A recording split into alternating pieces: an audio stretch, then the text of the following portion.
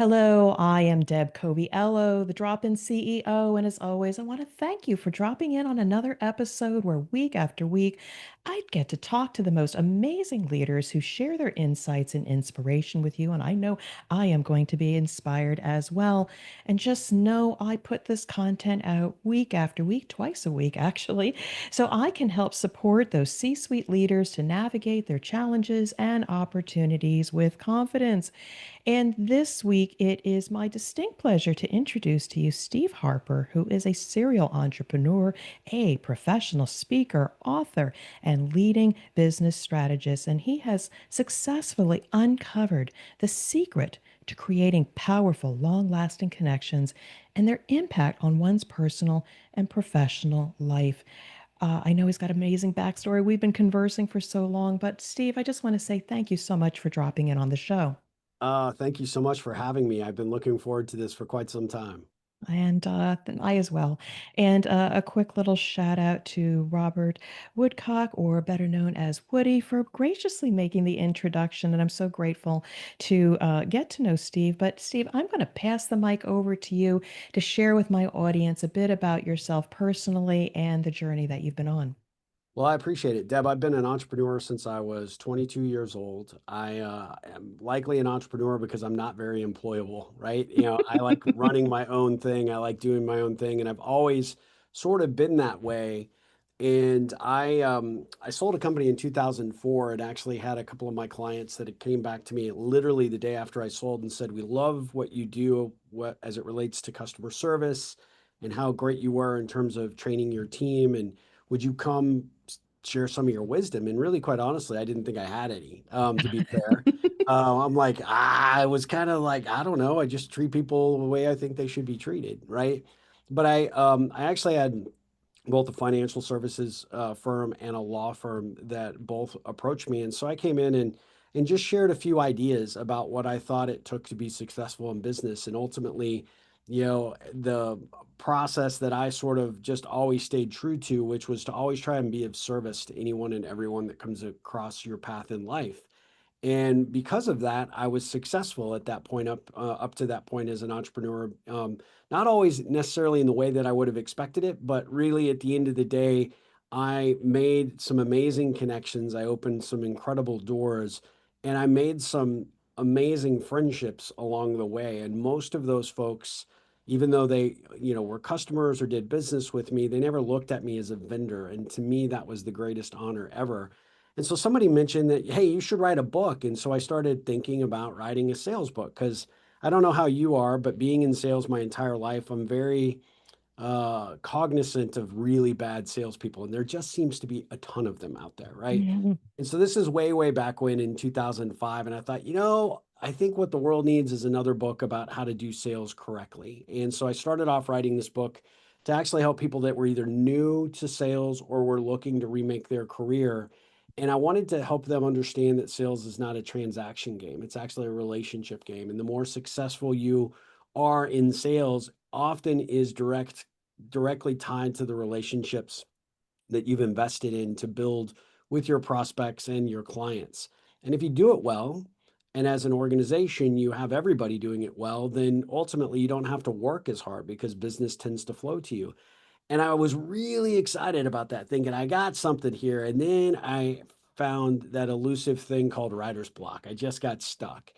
And a buddy of mine was helping me at the time. He had come from the publishing business. He's like, "I love what you're doing." He's like, "But what made you a successful entrepreneur?" And I said, I just got really good at keeping my eyes open, my ears tuned, and my mouth shut. And I looked for ways to contribute and add value.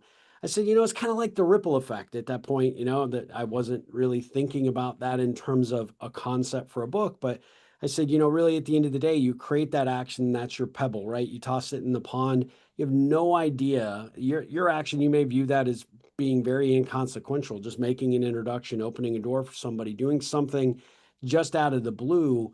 These little actions, they actually make a big impact. That splash may be small, but you don't know how far and how deep that action impacts the person you're doing it for. And I said, the cool thing is that ripple ripples out, but it always ripples back to you. And I said, I call it karma, call it good luck, call it, just whatever you want to say. But at the end of the day, more often than not, the good actions I took on behalf of other people often came back and paid me dividends, right?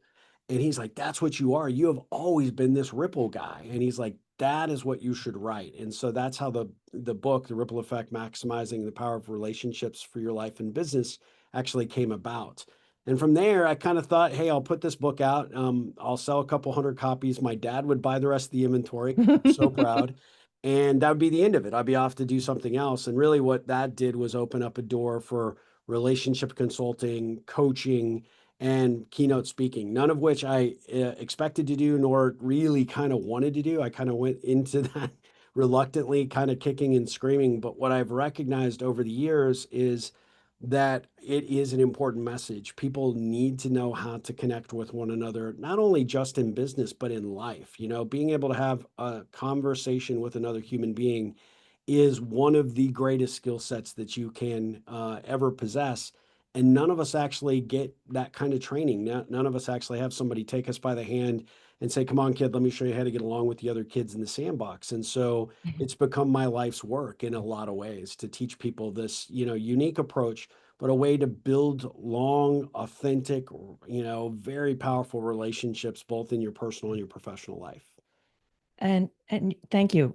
And you're so right. They don't teach anything about relationship building. They talk about following rules and respecting people in the classroom. And if you're Yeah, lucky enough to be part of a fraternity or sorority or some other close-knit community, you might see and observe what bonding and good relationship might look like. But otherwise, every person for themselves. But you know what? You got me thinking as I'm listening to you. If I don't even know if you can qualify the level of relationships we have in our life. Because if people now listening could start taking stock in the level of the relationships they have, maybe a level one is just being cordial, and level nine is they got your back when you're down on your luck. Start quantifying and qualifying those relationships. And maybe that's what we should now focus on, a leading indicator. If I only have 90% just cordial acquaintances and maybe only 10% those deep ones that really care about me, might we start investing more in the relationships to have a better ROI, have better results, and have better outcomes in the long term? absolutely. I could not agree more. I do think that you every once in a while have to take a look at the network that you've built, right? Personally and professionally. And there's so many ways in which we actually have the ability to connect with other human beings, especially with social networks and the different platforms like LinkedIn. But that also creates a whole dynamic of challenges for people as well. Just because I've connected with you on LinkedIn, Yeah. the natural assumption is now we're connected, right? Now we have something. And the reality is, no, we don't have anything. We have maybe a casual acquaintance, but it really takes that you got to step up to the plate to actually invest time, energy, and focus to get to know that person. So I always tell people from time to time, I'm a big believer in culling the herd. Why am I connected to this person on Facebook? Why am I connected to this person on LinkedIn? And when you look at their profile pic or you look at their name and you go, huh, I don't even remember how we connected, or I don't even know why they're in my network, then you have to ask yourself, okay, am I willing to put in the time to figure it out? Am I willing to explore that? Am I willing to put my best foot forward to actually grow a relationship with this person? And if the answer is no, then why are they taking up space? And we have become a society because technology has made it so easy that we're like that program hoarders, right? But we're not collecting stuff, we're collecting people. And the problem with that is that, that just creates an overabundance of noise. You're not able to get very, very myopic and strategic with the people because there's so much stuff that's thrown at you. I can't begin to tell you how many executives I work with to actually help them get control of their LinkedIn, build the kind of business network that they want, and how many of them are distracted to the point that they just don't even log in because they immediately get overwhelmed by all of the garbage that's out there. And the reality is, connections today require face to face, belly to Yeah. belly, heart to heart connection with another person. And really, it starts with, where can I add value? What can I do to contribute to this person? What do they have to teach me? And potentially down the road, what do I have to offer them? I think most people in today's world go about it the wrong way. They're either collecting people like baseball cards, or they think everybody naturally is going to want what they have, their product or their service, or that by expanding my reach, the greatest job opportunities are going to flow to me. And the reality is most of these people would not return your call on a regular Tuesday afternoon because they have no reason to. You haven't invested to get to know them. So why would they? I was speaking at an event a few years ago, and I always like to use this example because it really drives it home. I was in St. Louis speaking to about 150 top level executives. And I said, everybody that's in the room, I'm just curious, show of hands, how many people think they have a network of real value? Of course, 100% of the room, yeah, I'm great, we're awesome. And I said, all right, so here's the deal. Something tragic has happened back at your office while you were here, right? And maybe your CFO has been embezzling, you're not going to make payroll, or you've got a significant problem with your product launch, or there's an issue with the marketing campaign, or something else in your personal life is going askew. Maybe you're about to go through a divorce, or maybe you need to sell your house really quickly, or whatever, right? Life throws unbelievable amount of circumstances at us on an ongoing, consistent basis. So pick one, right? And you get back to the office and you realize, I either don't have a job or I'm in deep trouble or there's, this major challenge to overcome. And I said, if you think about your network, if you have 10 personal connections and 10 professional connections at the ready, drop everything to help you, whatever the issue is, don't even need to ask twice. They'll be there without question. That's how you know you have a network of real value. Now, let me ask you, how many of you out there have a network of real value? Three people raised their hand.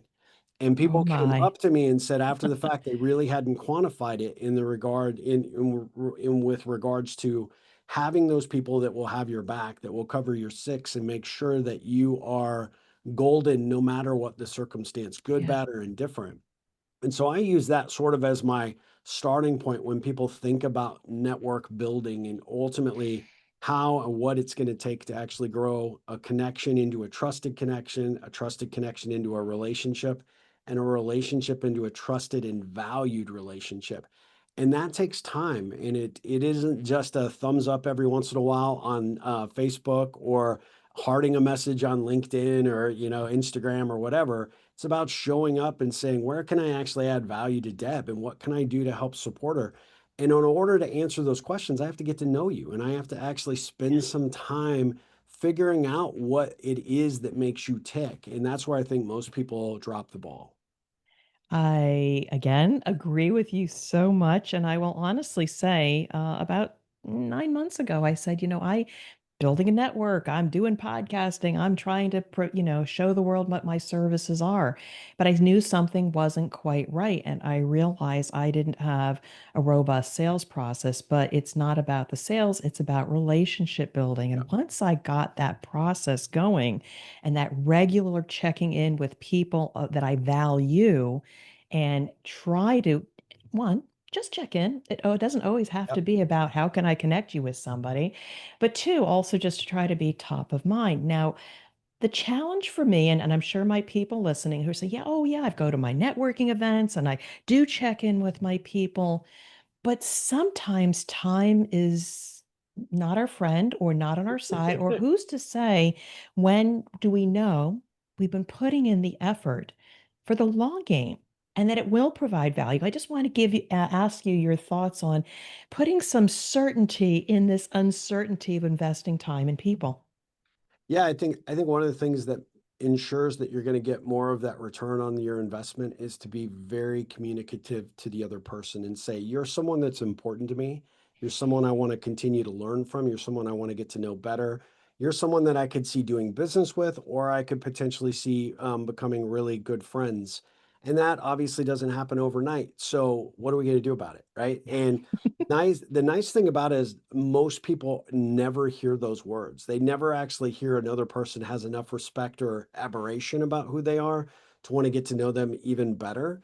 And so I've always kind of played it up like, honesty is the best policy. And, telling people what your intentions are, what you hope to accomplish. And yes, that could be a little pie in the sky and a little Pollyanna in terms of the approach, because you might think, here's the CEO of this company. I want to do business with them. I want to build a long lasting business relationship. So I don't know if I have the time to build friendship with them. I don't know if I, even care to. But what if you did, right? What if you did make the time, you reprioritized? I can't tell you how many people that I worked with, especially in prior organizations that I was leading or starting, where you didn't see a direct connection in terms of the relationship, but they were somebody that held something a little bit special.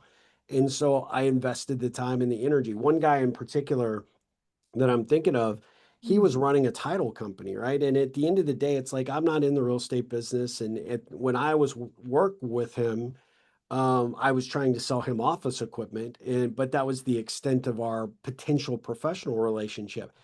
And that made me sad, right? Because at the end of the day, the only time I would ever talk to him was coming in to get a PO or sign a contract or whatever. But I liked how he treated his people. I liked how he ran his business.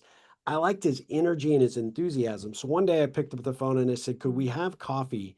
Because I feel like I need what you have." And that, of course, was, I thought, well, in all honesty, was probably met with a fair amount of skepticism because here they were like, oh, the copier sales guy. Why would I want to talk to this guy?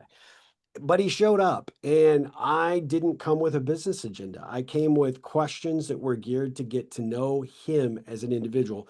What led you down this path? Why do you like the title business? What's the most exciting thing about running an agency like this or a firm like this?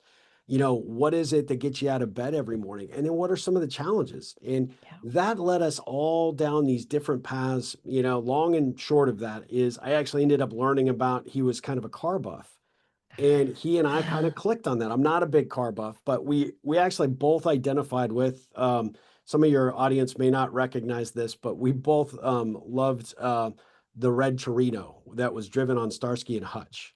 Yes.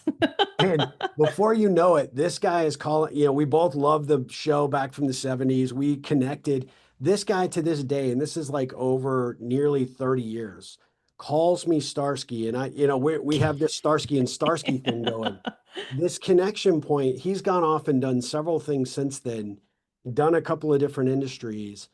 Did I expect him to bring me along to every single one of those? No, because I actually left that business. I was no longer selling office equipment. I've been doing other things. But that guy is like a one, kind of like one amazing booking agent because he tells anybody and everybody about the Ripple and connection points, which are these things you learn about people that you use to continue to grow the relationship. All my nomenclature and sort of my approach. And then he has used that as an example for everybody that comes to work for him to say relationships matter. Let me give you this example and show you this guy that taught me that firsthand.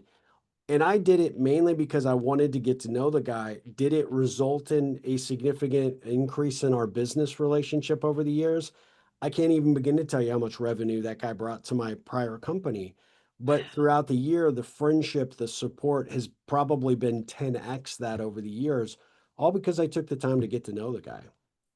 Oh, oh my God, my heart is overjoyed.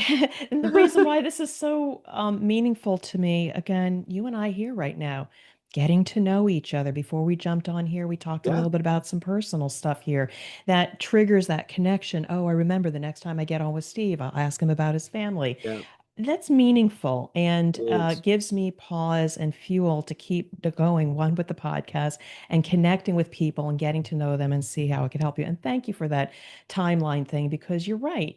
Sometimes we don't recognize when those doors open because of those relationships. We just say, oh, this was just a good thing that happened. No, no, no. It's because we invested the time in those relationships. Now, I want to go backwards a little bit because Sure. there's a really important point I want people to make note of. As you were describing to somebody, what was it that you do and that, you were getting ready to write a book, you said it was like the ripple effect.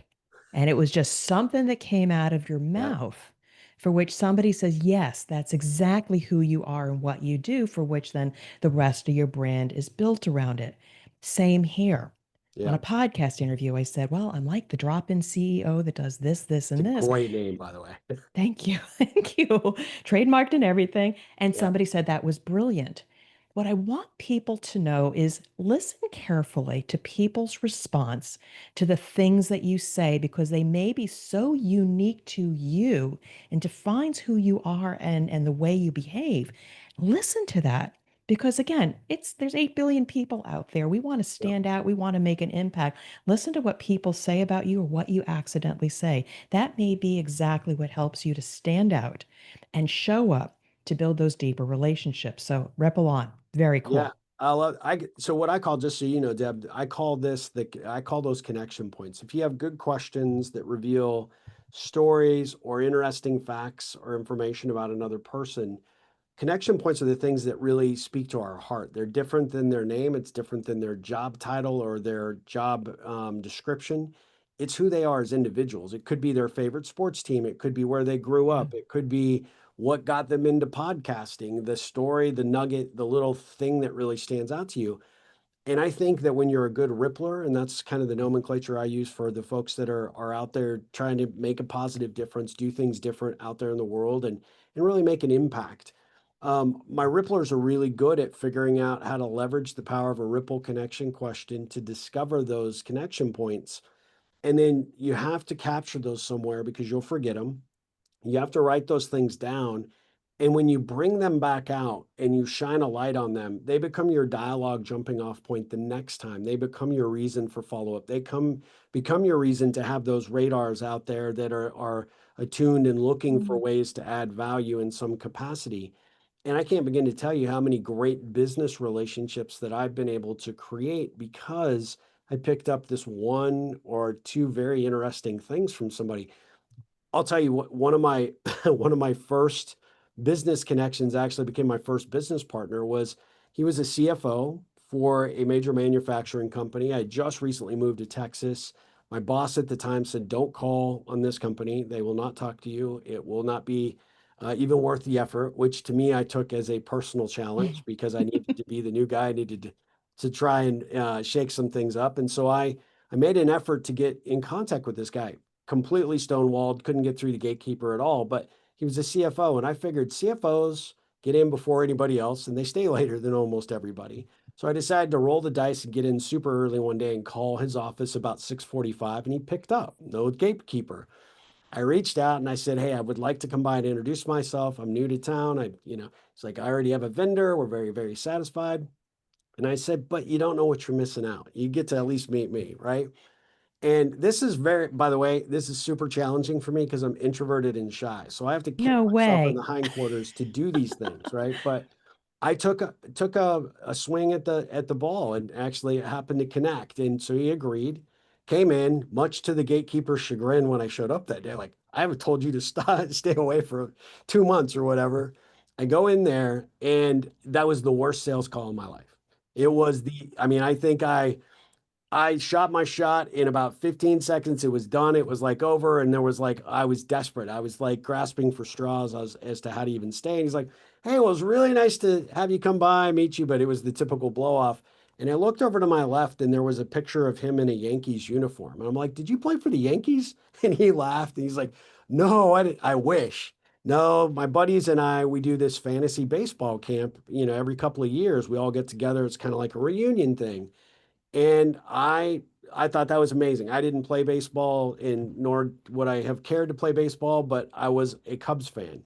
And I told him I was a Cubs fan. And he's like, "Really?" And I said, "Yeah, I grew up in Albuquerque." He's like, "How did you become a Cubs fan in Albuquerque, New Mexico?" I was like, Right. "Well, my parents were one of the first families on our block to get cable TV, and WGN, the Chicago station, was the only like I didn't even know there were other baseball teams. I just thought that was our team now, right?" So I became this big fan and loved it, and we were off to the races in a way that was like not sales related, right? It wasn't a sales conversation. That meeting lasted almost 2 hours. We found that we both had played soccer. We were both playing tennis. We loved racquetball. He's a big workout fanatic. He knew I just moved to town. Go, finish up that call. And he basically says, "It was really nice meeting you. I'd love to stay in contact. Obviously, probably never going to do business with you, but thank you anyway, right? But let's maybe get together and we'll, go hit the tennis ball." 2 weeks later, I get this call and it's him. And he said, "Hey, look, I got a small, really, really small opportunity." He had just spent, 2 weeks prior telling me how he had this 20-year relationship with his current vendor and no interest whatsoever. And so here he's calling me for a really small little opportunity back in their warehouse. I, of course, fulfilled that, did everything I said I would do. And within 6 months, I had all of their business. And not only was I playing tennis with him twice a week, we played racquetball on Mondays. We played soccer a couple of times, and he actually ended up becoming my first business partner. And, when I started my company down in Austin, he actually helped fund it. So you never know where these things might lead. And by the way, my wife worked for him at the time. I didn't know her, but I thought she was super cute and I wanted to date her. So he was also my inside knowledge when she broke up with her boyfriend so that I knew when to call, right? So there were all of these things. And when I was writing the book and I was thinking about the ripple, there are always these situations that happen in life where we can make one decision or the other decision, right? Some turn out to be positive ripples, some turn out to be not so positive ripples. Had I listened to my boss and not called on them, where might my life be right now? I might not have ever met my wife. I might not have ever had the courage to become an entrepreneur or start my own business. And I certainly wouldn't have met a guy that just did so much good for me as a young entrepreneur that you can't even imagine.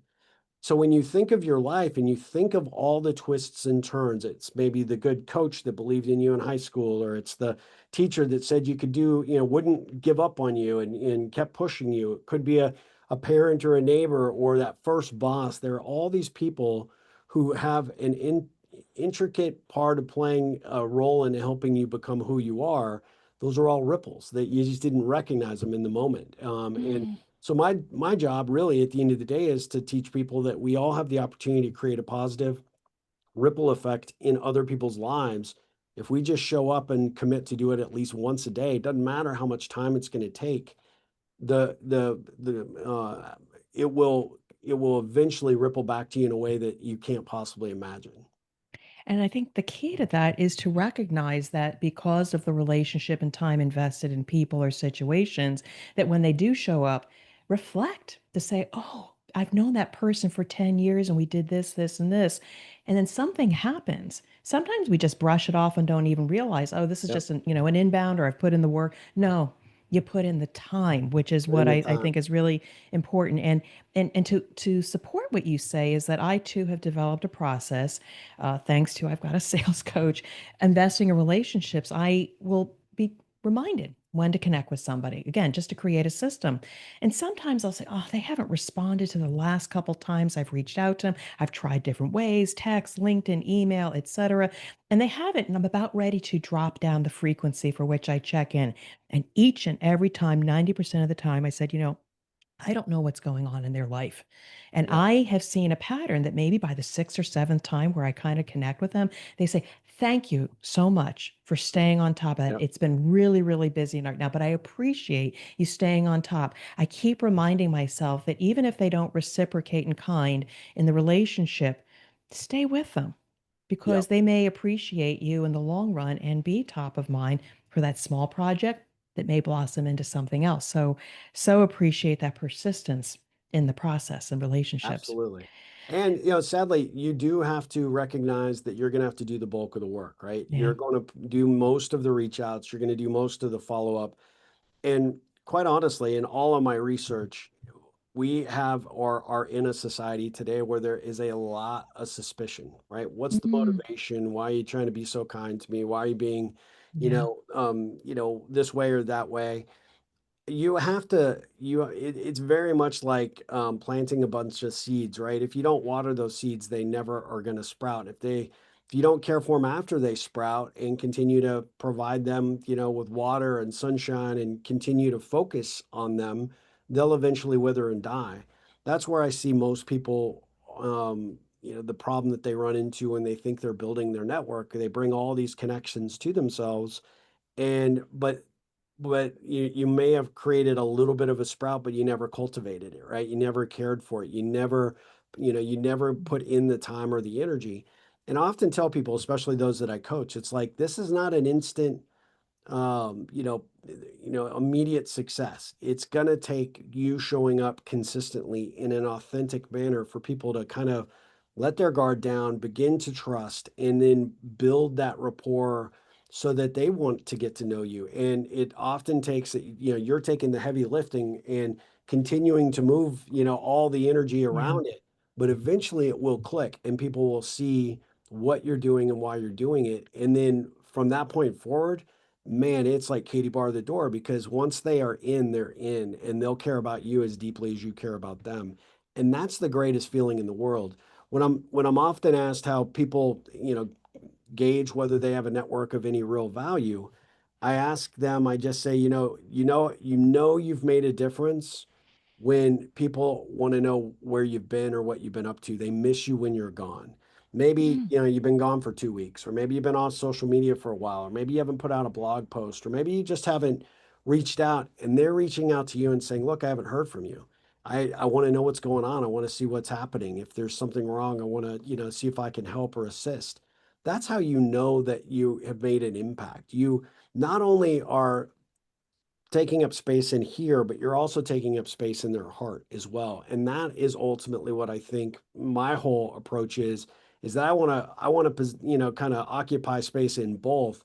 And I want to be able to create a profitable, mutually beneficial relationship. But I recognize from the very jump that I'm going to have to do the bulk of the work, at least initially.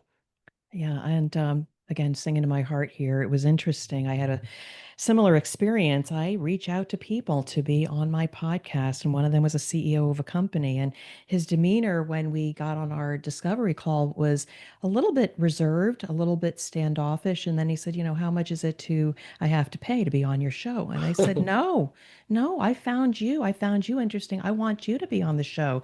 And, he was a little skeptical, but okay, we got to know each other. But through the process of staying persistent, we put out a great interview and then just staying in touch with him about his business endeavors. Then he opened the door, said, I want you to interview somebody else on my staff because I think they should have a voice because I cared about the work that Yep. they're doing. And so I continue to provide value because in my heart, I do care. And I don't know where it's going to go, but I care about the work, the Yep. disruption, the impact on humanity. And if I can just shine a light on that, it's all worthwhile. Absolutely. So, as I think about, first of all, I love this conversation and the book that you've written, The Ripple Effect. I want you to share a bit about your audience, like how now are you serving others? What are the different ways that people could work with you, the different forums? Because if somebody out there really loves what you do and wants to invite you into their place, how best to connect? Like, what are the different things that you do now? Oh, yeah, I appreciate that. Well, I always like to say have ripple will travel, right? So I will speak to any organization or any opportunity, excuse me, any opportunity to spread this message, I will. I do a lot of keynotes where I talk about this concept. I give some great examples. I've got some videos to support it. And then I actually put people through what I call a conference ripple or an 8-minute ripple, which is actually networking for non-networking people. So I love doing that because it actually, you go to a networking event and they always seem to feel obligated to have these networking breakouts.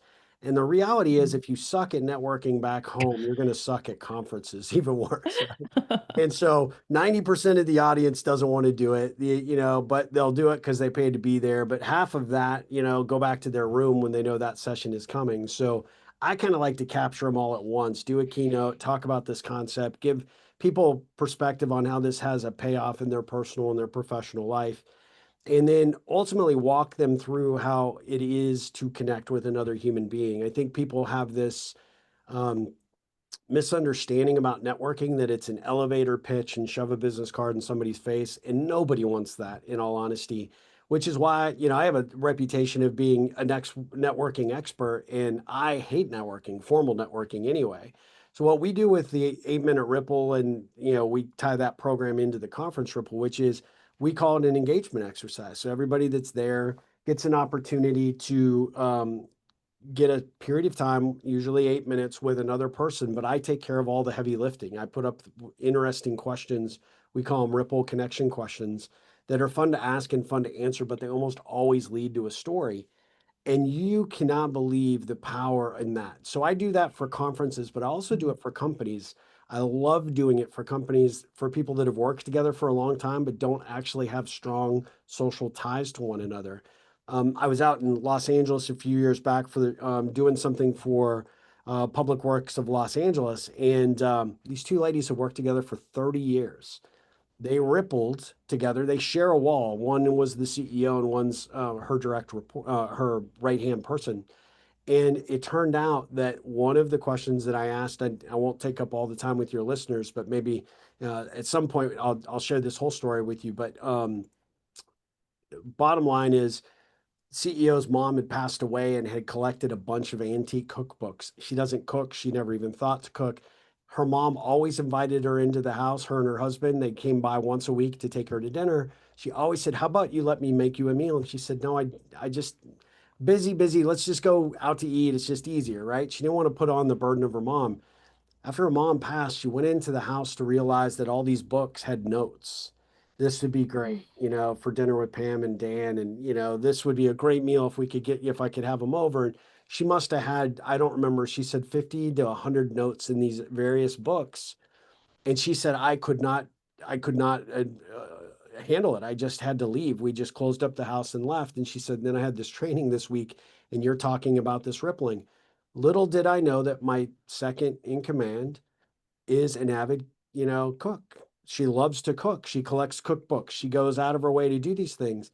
And they rippled and they had this question that this came up. And all of a sudden they're like, oh my God, this is why in this moment we're here asking this question. Mm.